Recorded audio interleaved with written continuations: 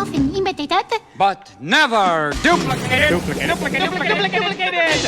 Welcome to MsMojo, and today we're counting down our picks for the best improvised Robin Williams moments in movies, TV shows, award shows, and interviews. My wife used to fart when she was nervous. She had all sorts of wonderful little idiosyncrasies. Number 30, Jay Leno appearance. The Tonight Show with Jay Leno. It's a very difficult name. Most person to see this. It gets mispronounced as you go further south, as you get more, in the Midwest. Are you in that movie, Jim Johnny?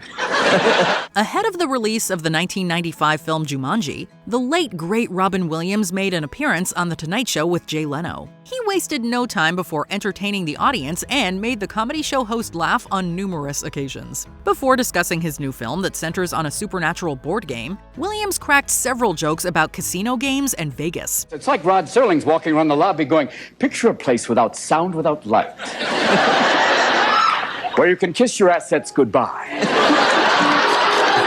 Oh yeah, and he made it clear not to mess with him when he's playing Nintendo. During the talk show appearance, he also discussed the making of Jumanji in that inimitable Robin Williams fashion. I was wrestling this crocodile. I was like, oh, yes, yes, and I pounded it on the head, and all of a sudden from inside I heard, hey! There was this guy in there going, hey, it's me, man, it's Jim! Number 29, Calls with Steven Spielberg, Schindler's List. You might be thinking, wait a sec, Robin Williams wasn't in Schindler's List. I didn't do enough. You did so much. You're right. However, he was involved during the making of the multi-Oscar-winning epic historical drama. The production of the dark, emotional Holocaust film was taxing on director Steven Spielberg. Schindler's List, I was always a bit outside of the experience. And I think it's because it was horrendous and troubling and deeply saddening. But Williams, who had recently starred in Spielberg's Hook, helped him get through it by calling once a week to offer some comic relief. Spielberg explained this in an interview with The Hollywood Reporter, stating that his friend would only hang up after hearing a big laugh. What a great friend. This is the other problem with making the movie. Talking about how hard it was laughing. The laughing hurt. The laughing hurt in the sides, in the throat, And in the back, in the mind. Number 28, film set interview, RV. Nice French, you don't get the attitude when you're in Paris. I try to speak French like I speak now, and they go, speak English. Why do you even bother? What couldn't Robin Williams do? During an interview on the set of the 2006 road comedy film RV, the multi-talented Williams showed off his linguistic versatility, and the interviewer could not stop laughing. Cameo du famille, a family truck. Why not call it that way? What is a French family car? A mother, father, a pack of cigarettes. It got to the point where one could question whether or not this could even be considered an interview. Williams rambled for several minutes with hilarious, playful improvisation, and at one point, he made it seem as if he was the host of a talk show. All right, we're back. We're talking to a woman from Quebec. We've already talked to her. She's talking to us about VR. I'm not talking, by the way, just to let you know. That interviewer must have been thinking, merci, Robin Williams, for making this interaction so much fun. Number 27, Dick Cavett appearance, The Dick Cavett Show. An unusual program is what Dick Cavett told the audience they'd be in store for with Robin Williams making an appearance on the show. With the use of multiple accents, impersonations, and pure improvisation, the audience was in for a treat. Thank you, nice to have you on the show, David. Oh, David. David, it's smashing my... Oh, cameras, we better clean it up, I'm sorry. Williams let his character and unparalleled acting skills illuminate the rooms and viewers' TV screens. This included acting like he was on a film set and pretending that he was a little kid. Whoa! Mother gave this so I could write my new book. Dick Cavett even claimed that Williams was rubbing off on him. You know, whatever you have is catching, because I'm not usually this weird myself. You could try improvising with that man, but good luck keeping up with that level of brilliance. Number 26, 1978 stand-up comedy special, Robin Williams, Off the Wall. We are convinced that if you gave Robin Williams one word or one name, he could take it and make hours worth of improv out of it. During a 1978 comedy special, Williams took a suggestion from someone in the audience and turned it into gold. All right, monsieur, we shall start off with the specialty of the house, the tiny escargot, or snails in their native tongue. Wait, to pick them off the plant. We're not so sure that's really how they prepare escargot, but we're here for the sound effects. Also during the comedy special, Williams engaged with the audience by leaving the stage and providing fans a chance to see him perform extra up close and personal. No! Everyone I've ever known or been... There are people here I've slept with twice. This type of audience interaction isn't something you get at just any comedy event. Robin Williams was something else. What am I doing up here? Oh, two! Oh, no! I'm sorry. We'll do a quick impression now. I better get back down. Welcome to Notre Dame. Number 25, 1988 comedy special, an all-star toast to the improv. Oh, look around. People are getting afraid. They're going, oh, man, he's coming towards my table. Oh! How you doing? My God, I thought you were still in Congress. Williams went on one of his patented accent adventures during a 1988 comedy improv event. From Indian to Scottish to US Southern, he seized the room and captured laughs from all over the place, no matter what accent he used. You know, I told you that I found these things on the freeway. I sold them together. You know, there are those little possums out there running around. Pepperidge Farm's putting them in a doughy crust. During this bit, Williams also demonstrated an impressive knack for being able to use whatever and whoever was in the room to shape his act. Eventually, they had to pull him off the stage because time was up. But within those mere 9 or so comical minutes, Williams gave the audience a performance to remember. It's like Dorothy on acid. This is what it's about. And there's Bud, like the Wizard of Oz, going, don't look behind that curtain. Number 24, Conan appearance, Late Night with Conan O'Brien. Have your kids seen your stand-up that you're doing right now? Yes, it's very interesting. My 10-year-old saw it and said, you have to set limits, which was good. When it was time to talk to Conan during a 2002 television appearance, Robin Williams figured, why not bring out the Irish accent? And the words he decided to utilize in the process were hilarious. But that was only the beginning. Oh, Lord, it's good to be here with you, Mr. O'Brien. On this fine New York spring day. How hard are you now? Oh, dear Faith, it's a great day. Conan may have reminded Williams that there were kids watching, but there was no way he was going to keep it PG. Even when simply asked about bringing his comedy show to Broadway, Williams responded in his unique, humorous fashion. Excited about Big time Broadway? excitement. Ooh, Broadway, hello! Well, you can sing loud for no reason. Not only did the audience get a kick out of it, but the host did as well. Number 23, Carpe Dentum, Mrs. Doubtfire. Dinner with the fam doesn't go as planned for Mrs. Doubtfire. One of multiple things that go wrong includes her dentures falling into the wine glass after taking a sip. What follows is an ingenious piece of improvisation from Robin Williams. Ooh. Oh my God.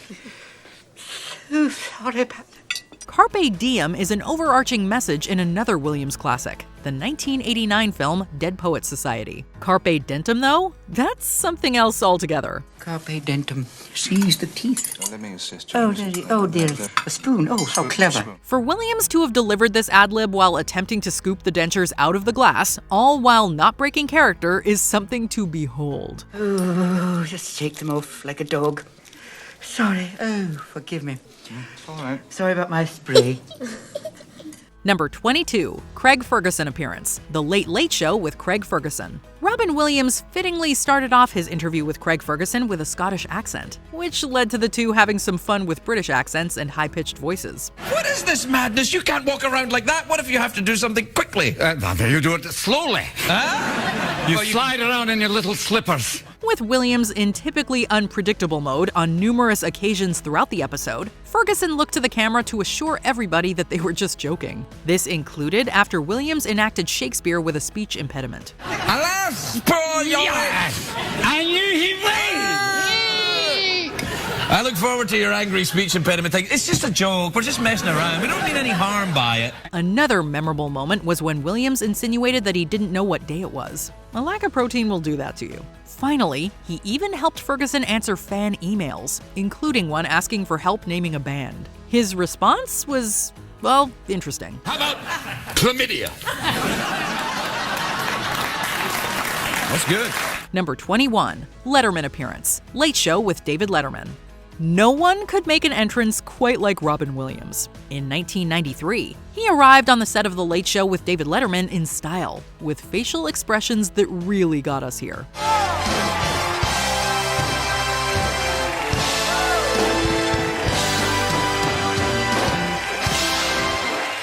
On this particular day, Williams seems to have been feeling extra musical. After showing off some vocals, he later pretended to be an Italian as he talked about David Letterman and life in Italy. David Letterman, osserva troppo networka, viene a baitere time. David Letterman.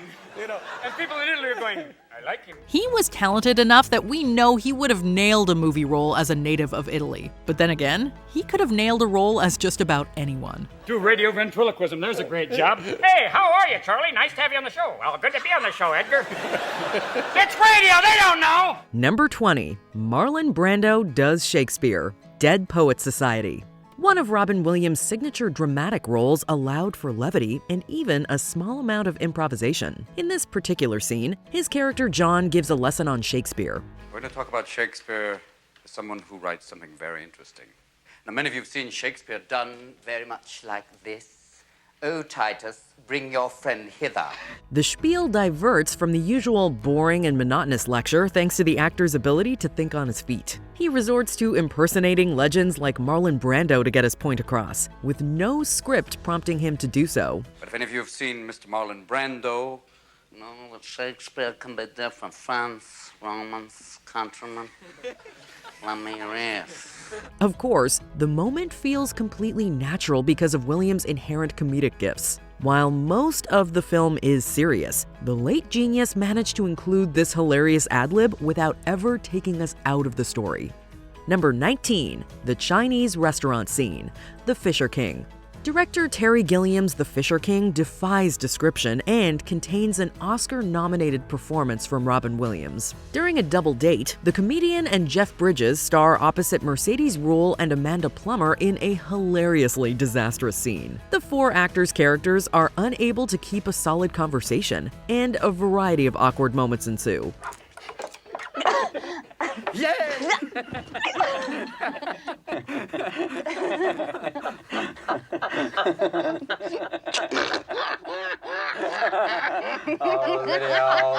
Apparently, the iconic scene was born out of improvisation, making it all the more impressive, especially when you consider Williams' surprise singing performance. He will show you the world if you step up and tell away. For a dime you can see Kankakee or Perry or Washington crossing the Delaware. The eternally lovable actor approaches the scene with a quiet and mischievous nature that's completely captivating. His heartfelt and genuine character truly comes alive, and it feels like he's delivering a masterclass in improv. Number 18. Playing Heads Up. The Ellen DeGeneres Show. When Robin Williams joined Ellen DeGeneres to play Heads Up, we got a glimpse into what he might have been like on game nights. His ability to chain together accents and impersonations at a moment's notice is nothing short of impressive. He even makes a Miley Cyrus impression work under the circumstances.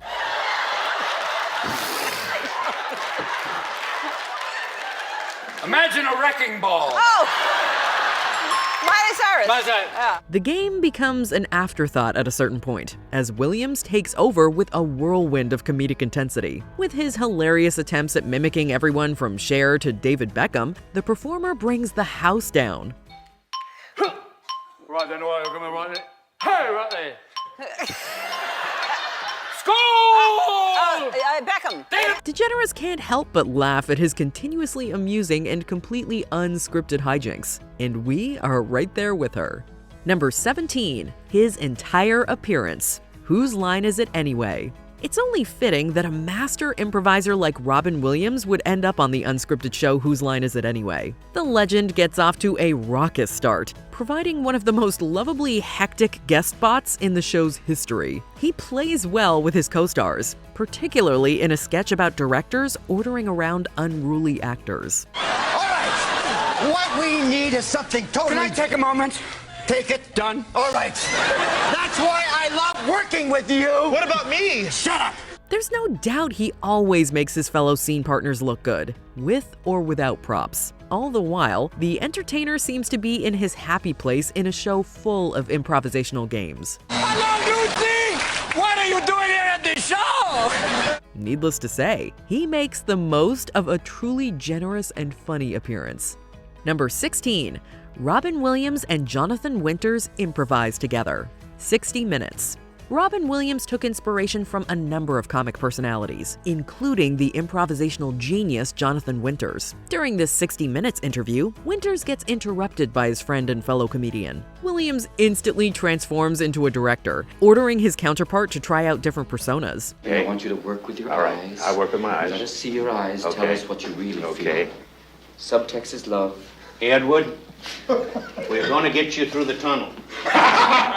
Once the action shifts outside, the two entertainers really get going, drifting in and out of bizarre characters in a haze of wonderfully zany unscripted bits. The fact that Winters was an incredibly important figure in Williams' life makes the segment especially thrilling to see. Well, put my hands on your head now. No, but they're in my hands. Why would you put your hand on my head? Because there's nothing the matter with my It's head. a two-shot. Go with me. It's a two-shot.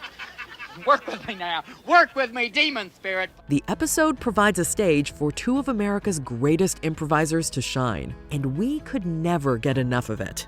Number 15, Slipping on the Floor, The Birdcage. In one of his more underrated comedies, Williams plays Armand Goldman, the owner of a Miami drag club. Fussy, you do Martha Graham, or Twyla, or Michael Kidd, or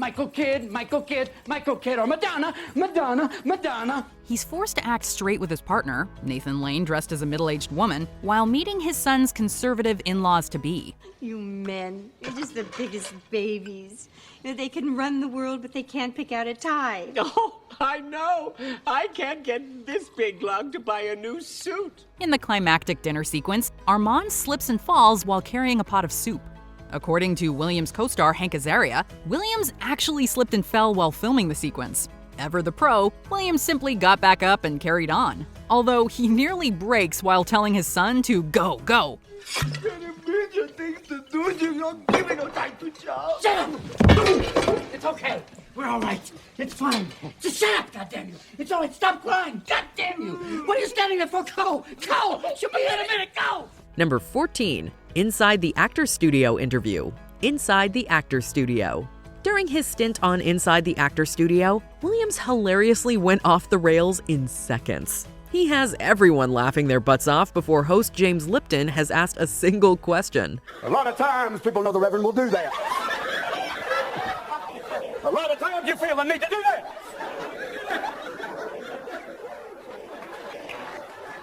Okay, we're ready now.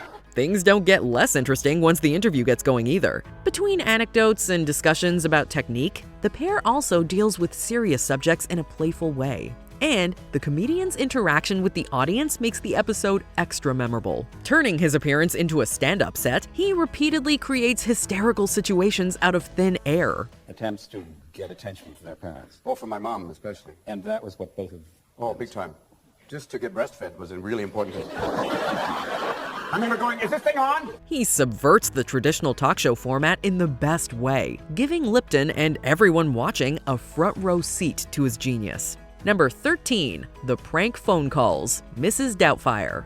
Director Chris Columbus allowed Robin Williams to improvise throughout the making of Mrs. Doubtfire. In the scene where his character Daniel prank calls Sally Field's Miranda, Williams unleashes increasingly outrageous voices from his comedic mind. I was in a band, severe tire damage. In a band?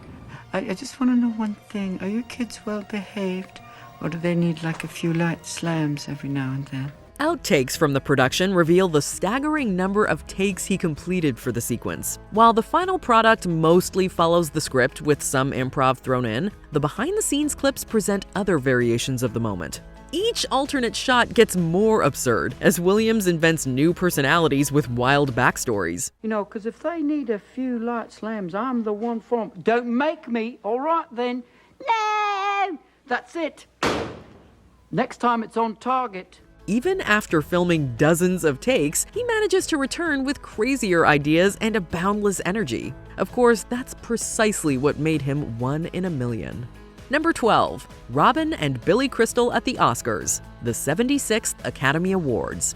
Collaborators and friends, Billy Crystal and Robin Williams were no stranger to working together. During one of Crystal's hosting gigs at the Oscars, Williams joins him on stage for what winds up becoming a comedic break in the show. Standing behind the lead presenter, the comedian pretends to dub the host. The seemingly unscripted jokes keep coming as the entertainer pokes fun at the ceremony itself and their attire. And Robin stands next to me, and as the caucus is droning on, Robin says, "No way this mother wins." Putting a new spin on standard award show banter, the duo throws the ceremony for a much-needed loop.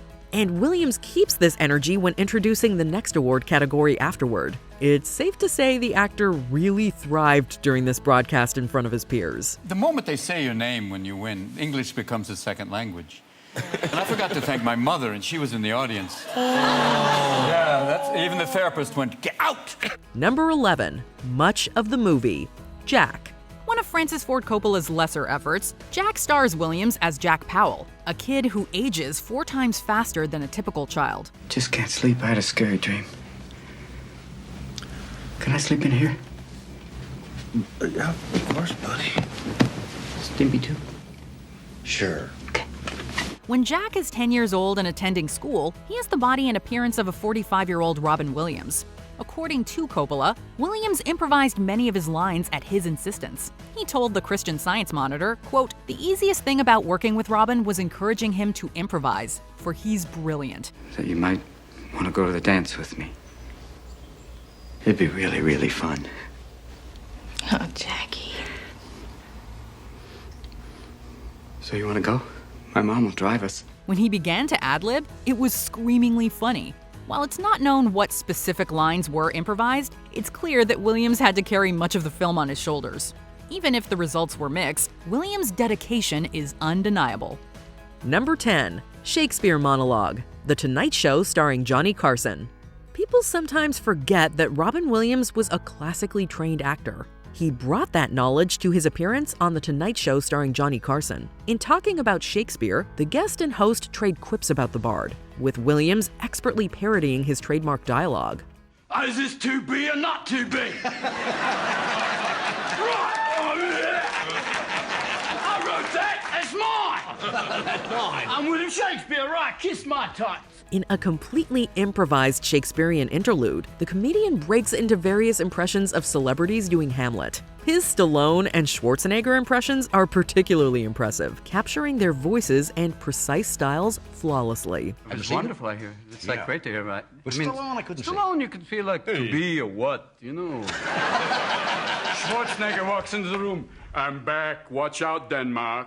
The entire moment plays out like an expertly written piece of comedy. With Carson as his support, Williams leaps from his chair into our hearts, delivering one funny line after the other. Number 9, Pinocchio, Aladdin. 10,000 years will give you such a crick in the neck. Despite some strong competition, Williams' performance as the genie may be his best work. Not only is the voice acting terrific, but it encapsulates everything that made Williams such a fantastic entertainer: his manic energy, his uproarious comedy, and his unending creativity. I can't make anybody fall in love with anybody else. Mwah! You little punum there.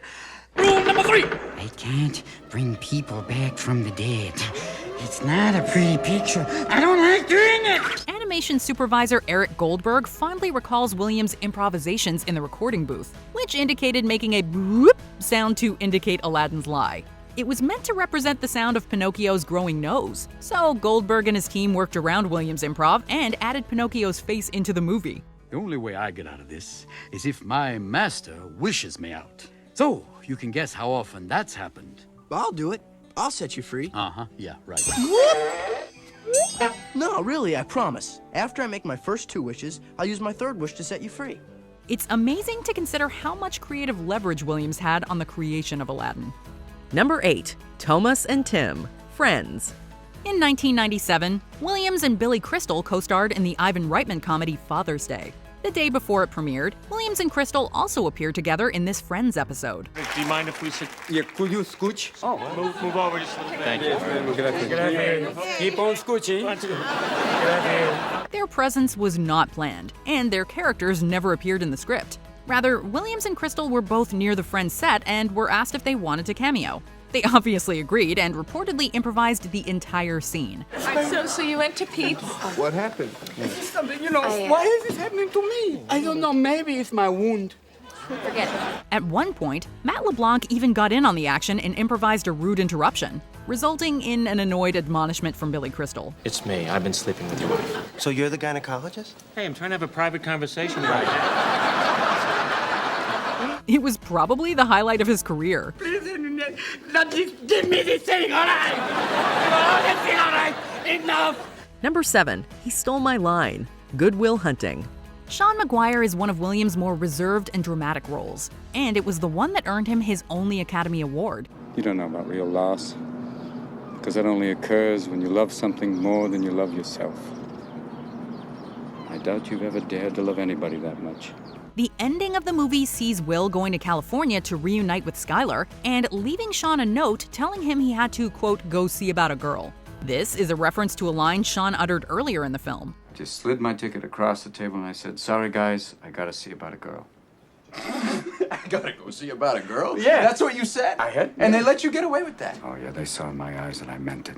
According to Matt Damon, Sean's reaction to the note was completely improvised by Williams. The script didn't have Sean saying anything, but Williams, ever the ad-libber, reportedly improvised a different line on each take. When he said the line that now appears in the movie, Damon grabbed the director in excitement, knowing that Williams had just uttered gold. If the professor calls about that job, just tell him, sorry.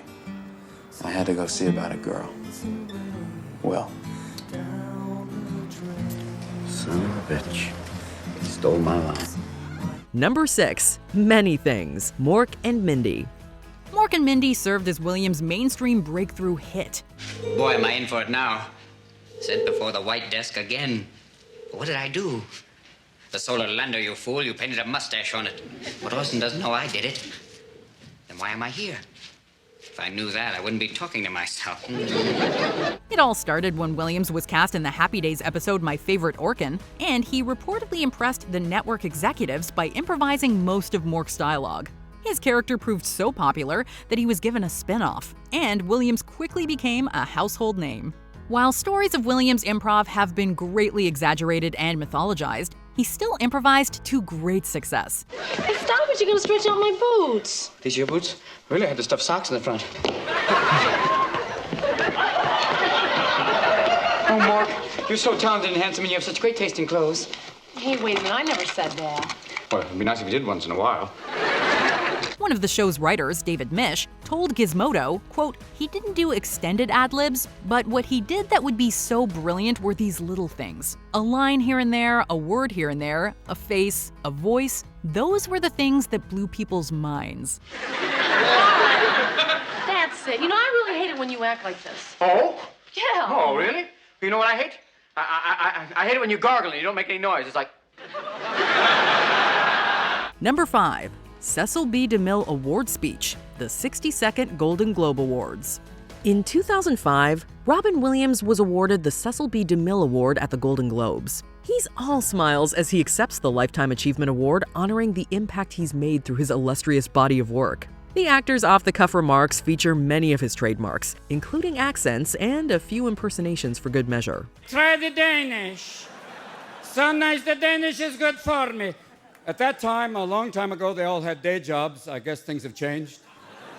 You would go to a restaurant going, hi, table for two? Maybe later. Saluting his family and colleagues, he doesn't shy away from some more emotional moments either. Williams' ability to snap between a heartfelt story and a hilarious one is abundantly clear in this clip. I also want to thank another amazing woman, Rebecca Jane Irwin Spencer, who is my assistant, who has a quick way of really leveling me. When I get too infused with myself going, I'm a star, she'll go, hey, Mork guy.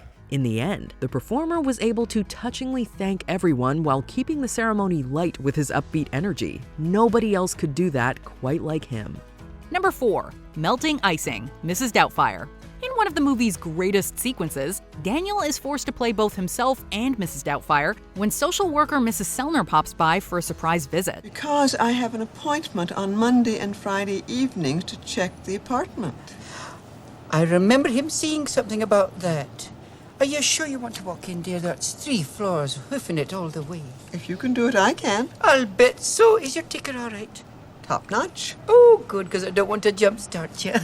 Having lost his mask, Daniel shoves his face in a cake and pretends that it's Mrs. Doubtfire's nightly meringue mask. Hello! I'm sorry to frighten you, dear. I must look like a yeti in this get-up. This is my nightly meringue mask. That much was scripted.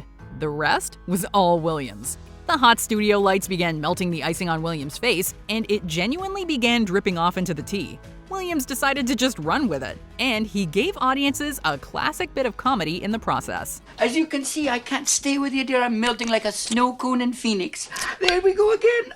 I'll go get Danny, all right? He'll be right with you. Hold on.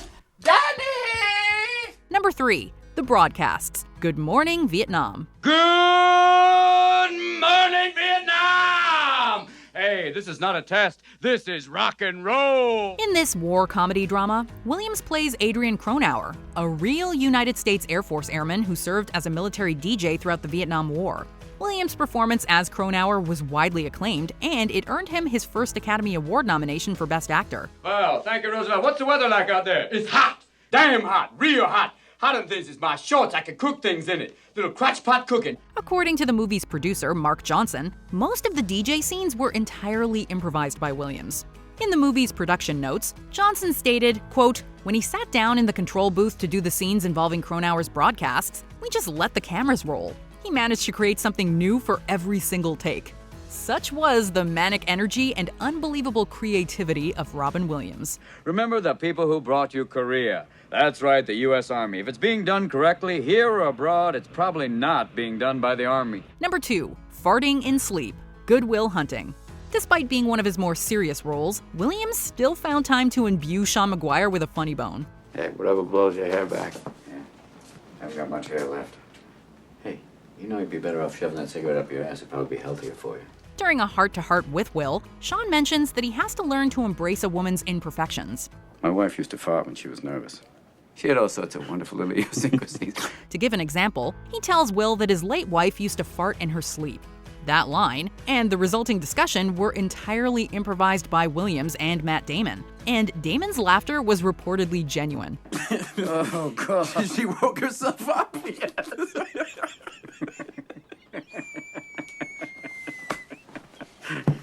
Oh, Christ.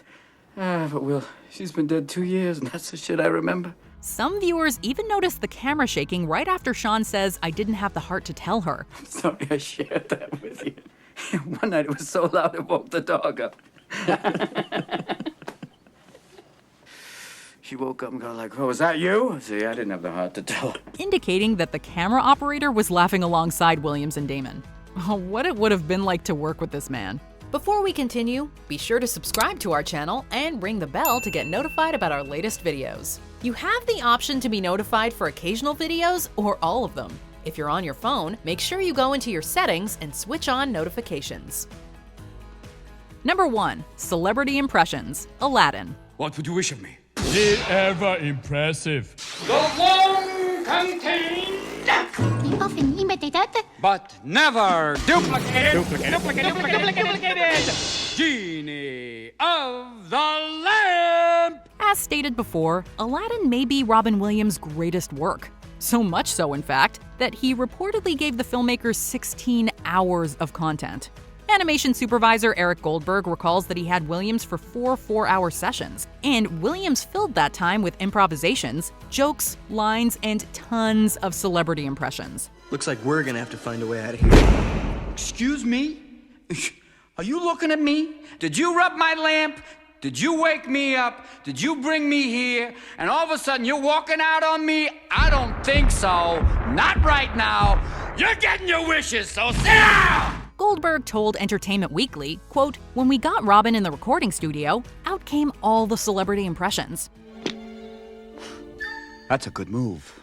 I can't believe it. I'm losing to a rug. So aside from busting a gut laughing, we just looked at each other and said, we can't not use this stuff. The result was Genie's signature use of celebrity impressions, and the rare case of animators working around a voice actor. Williams really could do anything.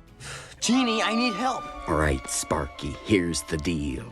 If you want to court the little lady, you gotta be a straight shooter. Do you got it? Which Robin Williams movie is your favorite? Let us know in the comments. What will your verse be?